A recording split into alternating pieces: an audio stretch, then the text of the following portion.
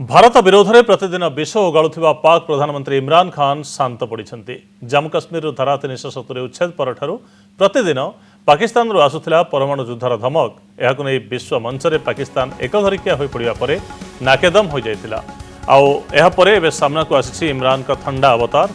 इमरान कहते भारत विपक्ष में पाकिस्तान केबे प्रथमे परमाणु आक्रमण करिब नाही। यह ही प्रमाण करुछि विश्व में एकघरिकिया होगा पर पाकिस्तान मनोभाव नरम पड़गलानी। पाकिस्तान विदेश मंत्री शाह महमूद कुरैशी भारत सहित द्विपक्षीय आलोचना प्रथम मत रखिते। पाक विदेश मंत्री बयान पर स्वर बदलाई इमरान खान कहते काश्मीर को नहीं भारत सहित युद्ध हेले पाकिस्तान केबे भी प्रथमे परमाणु अस्त्र व्यवहार करिब नाही। काश्मीर प्रसंग को नहीं विश्व मंच में हटहट्टा हो इमरान का बदलुवा स्वर। किसी दिन तले यही इमरान खान कहते परमाणु शक्ति संपन्न दुईटी देश भितर युद्ध हेले एथिरे केवल ए दुई देश नुहंती बरं विश्व समुदाय मध्य प्रभावित हेबो। एहाकु नहीं अमेरिका को हस्तक्षेप करने गुहारी करथिला पाकिस्तान।